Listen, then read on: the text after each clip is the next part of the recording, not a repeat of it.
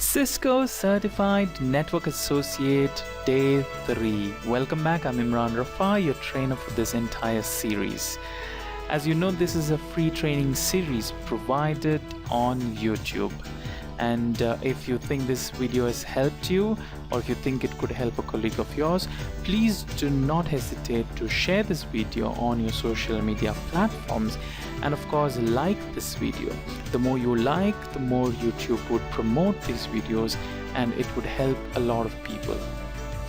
In our last video, which is CCNA Day 2, we looked at OSI reference model and the TCP/IP reference model. In today's video, as you can see on the screen, we would be dealing with IP version 4.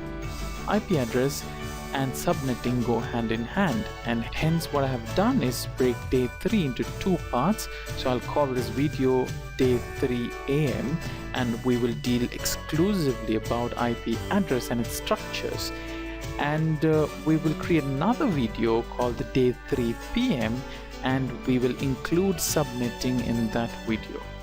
Alright, without wasting much time, let us get straight into this. When we hear about IP address, and especially those people who do not understand IP address, we get scared and we wonder what these numbers really mean, and we most of the time really get worried because we don't understand the IP addresses. Well, trust me when I say this, IP address is a very easy concept to learn, and once you finish this video, you would be wondering what was it so difficult that you had to be really tense whenever you heard about IP addresses. And this, what you see on the screen, is nothing but an IP version 4 address, and as you know, IP version 6 has been released, and if you get scared looking at IP version 4 address, I would ask you to wait until you see IP version 6, an example of which is this. Well, don't worry, IP address is not that difficult. Once we understand the basics, IP addressing is very easy. Just because IP version 6 is coming, do not neglect IP version 4, because I think personally IP version 4 is going to be around for a very long time. And like you know, IP version 6 is included in the new syllabus of CCNA, so we would be dealing with IP version 6 but in a later video. For now, we would be dealing with only IP version 4. IP, as you know, is nothing but Internet Protocol, and IP version 4 is the 4th version of the protocol, and IP version 6 obviously is the 6th version and the latest version in the Internet Protocol. IP is a connectionless protocol. So IP, like you know from the last video, IP operates at layer 3. So the connectionless, and data sequencing and all these things happen on a layer 4 protocol called TCP, which we learned in the last video. Right, let's go down and look at IP4 in detail. Most of us have seen this screen. A Windows user would have seen a screen that's on your left, and a Mac user would have seen a screen that's on your right. This is where you do all your IP address configurations, and most of us just copied whatever addresses in subnet mask and default gateways given to us by an administrator or a colleague, and really didn't know what those numbers really meant. But this video today will explain what an IP address is and how they work. An IP address is typically a number separated by dots, and whenever we talk about IP addresses, 3 information that go hand in hand are IP address, subnet mask, and gateway. Like you saw on the previous screen, the gateway is sometimes also called as a router. An IP address consists of 4 octet. Now you might ask, what is an octet? An octet is nothing but a group of 8 So you might ask, what group of 8? To understand that, we need to understand what an IP address really is. To a computer and to all the network devices, an IP address is seen like this. This is nothing but binary representation of the IP address. But since humans like you and I do not have the capacity to remember a number like this, it is made easy for us by converting these binary numbers to a decimal form like this. So this form of representation of the IP address is called as the dotted decimal representation. So it is nothing but the binary octets here on the screen are converted to the respective decimal number. So you might ask, how do they do that? Well, it's very easy. There are different ways of converting binary numbers to decimal numbers, but the easiest way is to have a table like you see on the top of your screens. It's a 8-column table starting from 1 from the right. It goes to 2, you keep doubling it, 4, 8, 16, 32, 64 and 128. Now take one of these octets. So let's assume we take the first octet, which is nothing but 11000000 and put it here. So if you put one bit at a time and you put all those bits here, you would get something like this. Now wherever there is a 1, take the number above that and add. So in this case you just add 128 and 64. So 128 plus 64 is 192. So we could replace this 11000000 to 192, which is nothing but a decimal representation of that number, and it's a much easier number for us to remember. Similarly, we could convert the next octet, that is 101010000, which is nothing but if you add 128 plus 32 plus 8. So 128 plus 32 plus 8 is nothing but 168, and we can represent this octet as 168. Similarly, if you follow the same procedure, you could convert all these numbers to their decimal equivalent. So an IP address is 4 octets long. So as we already saw, you have 4 octets separated by a dot. IP address is also a 32-bit number. So as we saw, you have 32 bits in every IP address. So every octet is 8. So 1, 2, 3, 4, 5, 6, 7, 8, 8 bits into 4. So it's a 32-bit address.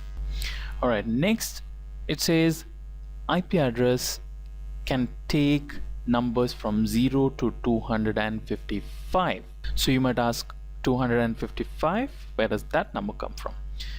Well, if you look at the table again, if all the bits in the octets are 0, the decimal number is a 0. If all the bits in the octet are 1s, the decimal number is 255. So each of these octets can take values from 0 or the maximum 255. If you see a number in the IP address which is more than 255, that's an invalid IP address.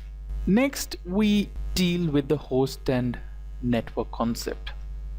Every IP address has two information. It has a network field and it has a host field. How do you identify which part of the IP address is a network part and which part is the host part? Well, we do that with the help of subnet mask.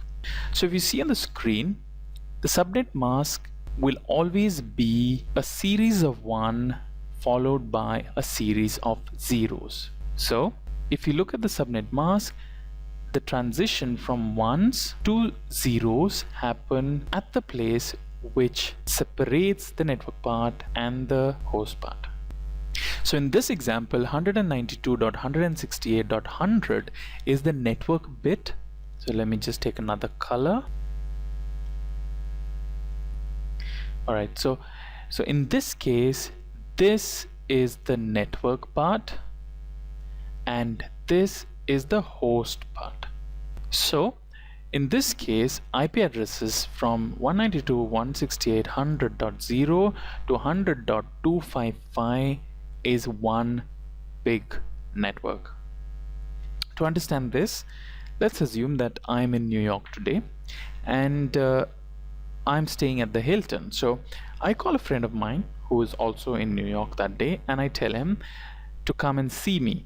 So I phone him and I tell him that I'm at the Hilton in room number 2014, since it's 2014, room number 2014. And since he's also new to New York, I tell him that the Hilton is on the 6th Avenue between street 53 and 54. Now, if you compare it to an IP address, the address of the hotel is the network part and the room number is the host part. Now, when I told him that, he tells me that there is a very nice restaurant near his hotel and I must instead go to downtown where he's staying. He's staying at the Marriott in downtown and there's a beautiful restaurant called the Liberty View across the street, and he said let's go for lunch there. Now when he tells me that I need to go to Marriott, one thing I know that Marriott is not in Hilton. So I know that for me to reach Marriott, I need to exit through my main gate. So similarly, if an IP address is not part of the same network, you can know that by comparing the network bit. So if it's a different network bit, it is like it's a different hotel. So like in the hotel's analogy, for me to exit the hotel and go to a different hotel, I need to exit through the main gate.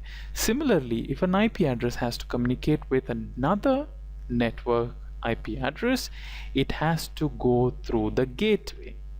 So in this case, the gateway is 192.168.100.1. So always remember, the IP address and the gateway needs to be in the same network. If this change, then the network is not valid. Next is the classes. So to look at that, we look at this slide. IP addresses have different classes. A class of an IP address is decided by the first octet. So let's assume the first octet of the IP address is between 1 and 126. In that case, it is a class A IP address.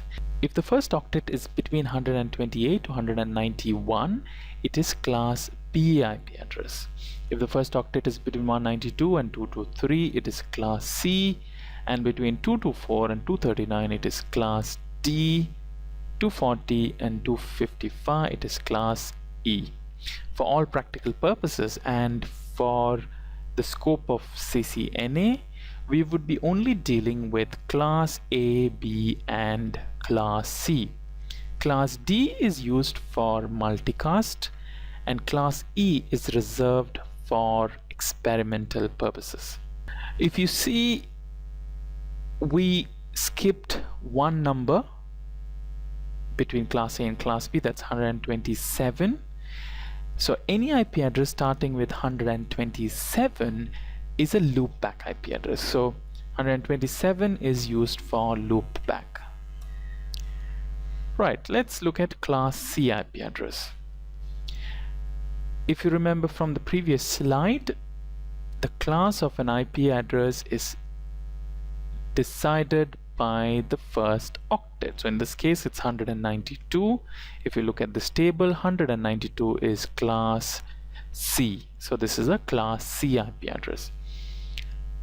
We spoke about subnet mask deciding between network and hosts, but I'm sure you must have asked, how do we know what the subnet mask is? Well, subnet mask is decided by the class. So for a class C IP address, the subnet mask is 255.255.255.0. So if you represent the subnet mask in binary form, it would be this. And like we already know, this separation separates the network and the host bit. So in this case, 192.168.100 is the network part and 225 is the host part. Another way of representing this IP address is by putting a slash. So when I say 192.168.100.225/24, it means that the subnet mask has 24 ones. So 24 ones is nothing but class C IP address.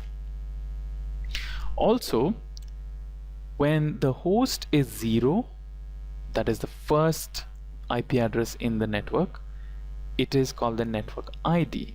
And if the host bit goes to all ones, that is 255, it becomes the broadcast ID. So in this case, 192.168.100.0 is the network ID, and 192.168.100.255, which is the last IP in this network, is the broadcast ID. So valid IP addresses in this network are from 1 to 254.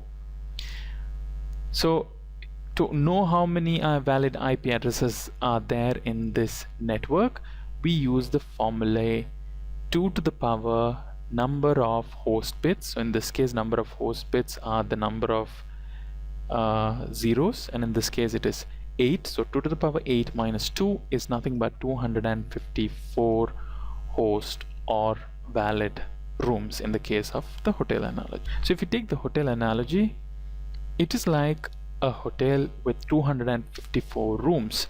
So this is room number 225. So if there is another room called 226, we can communicate with each other because they're all part of the same building.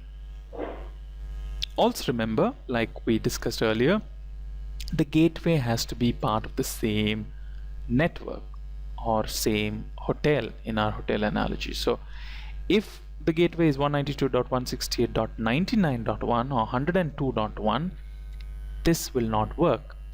The IP address and the gateway should have the same network. Alright, now let's look at class B. Class B, again, if you look at the first octet of the IP address, it's 172. And from the table we know 172 is a class B IP address. So class B IP address will have a subnet mask of 255.255.0.0. If you remember from class C had 3 255s, but class B has 2 255. So if we convert the subnet mask into the binary form, this is how it looks. And like we discussed earlier, this is represented as /16 because it has 16 ones. And again, like we already know, the separation happens here. So 172.123 is the network bit and 100.225 is the host bit. So the network ID is nothing but making the host ID 0. So 172.123.0.0 is the network ID, and the broadcast ID is by making the host bits all ones. So broadcast ID is nothing but 172.123.255.255. Valid IPs are between 172.123.0.0 to 172.123.255.254. How do we know how many IP addresses are there that's valid? We use the same formula. So number of host bits are 16.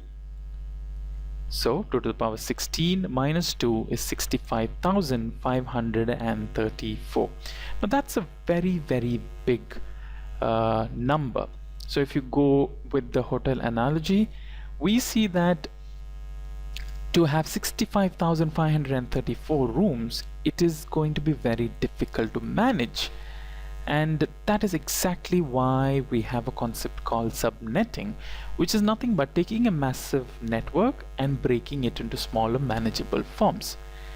Cisco says the ideal number of hosts per network should not be more than 500, because they say anything more than 500, the broadcast traffic is going to be so massive that the network is going to be very, very inefficient. So that's why we use subnetting, and we break this massive network into smaller segments. We will learn about subnetting in detail in the next video, but I'm just giving you a heads up of the reason we need subnetting.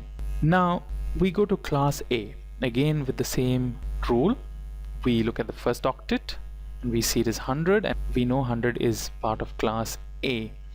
So class A will have a subnet mask of 255.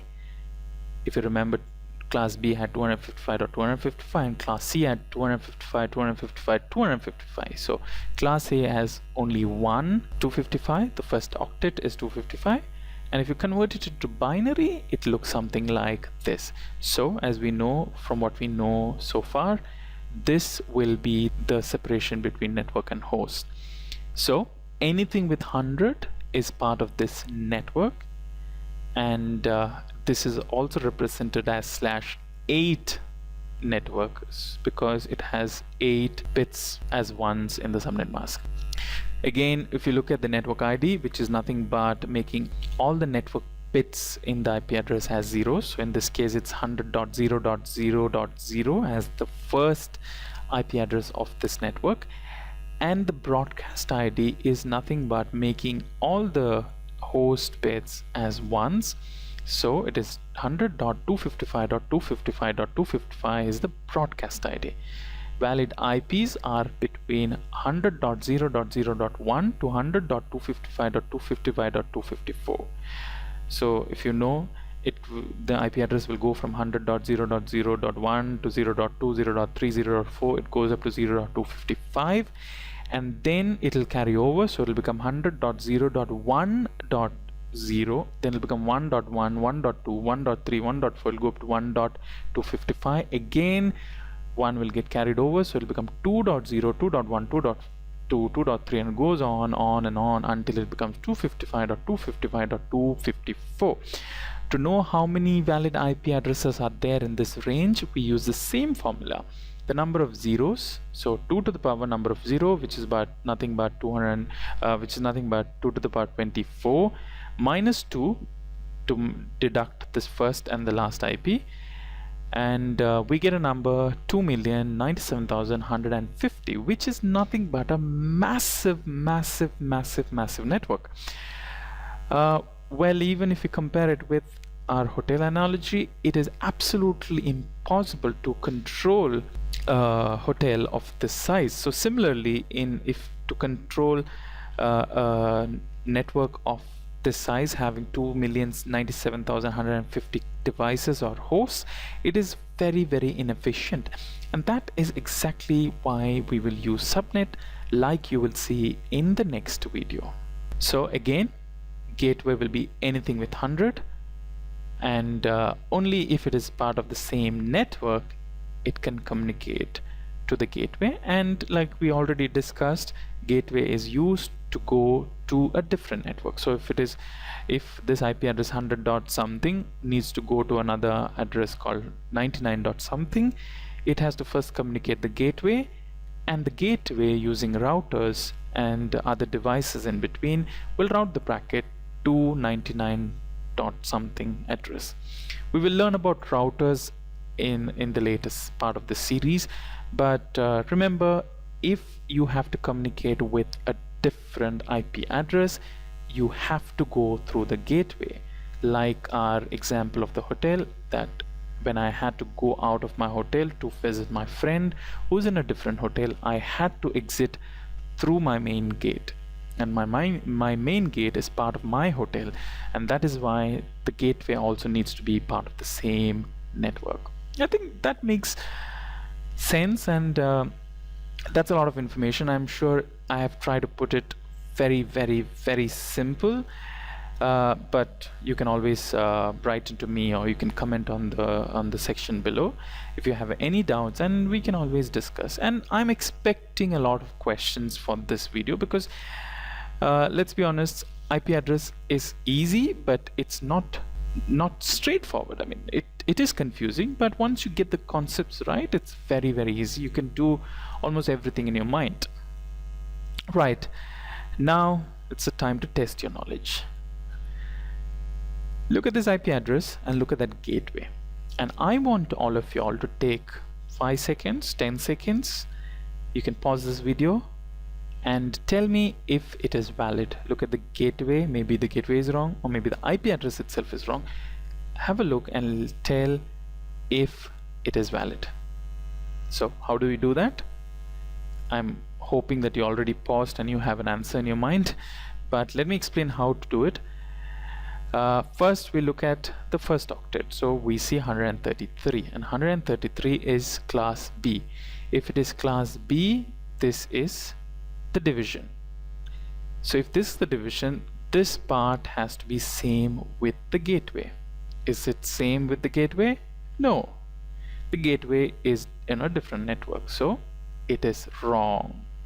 So if you see, this is the first ID, this is the last ID, or the network ID and the broadcast ID, and the valid IP addresses are between these ranges, but our network, our gateway is wrong and it is not valid. Brilliant. Now let's look at another example. 192.168.100.315, 192.168.100.1. Pause this video and let me know if it is valid. 192 is a class C IP address. Very good. If it is class C IP address, the division is here. So is it same? If you check, 192.168.100 is same, so that's all right. But is this a valid host? What did I say? IP addresses can take from 0 to 255, but this 315 is not a valid IP address. I'm sure you didn't catch. I'm sure most of y'all didn't catch that. Right, I think that's about all the information I wanted to share in this video. Go through this cloud map and see if you understood all the concepts mentioned here. Please feel free to watch this video as many times as you want. And like I mentioned, if this video helped you, or if any of these videos helped you, please do not forget to share it with your social media contacts, social media platforms, and please like our video, subscribe to our YouTube channel, and the more activities you do on our video channel, it will promote our video and a lot of people will get benefited. If you have any doubts, like I mentioned, do not hesitate to write into me. I would prefer if you comment on this comment section below, because it's going to help a lot of people who come in, and if they have the same doubts, instead of me having to reply to the same query, I could answer that query once in the comment section and all the people can just read it. So have a nice day. Happy New Year once again to all of y'all, and thank you so much for watching. Bye bye.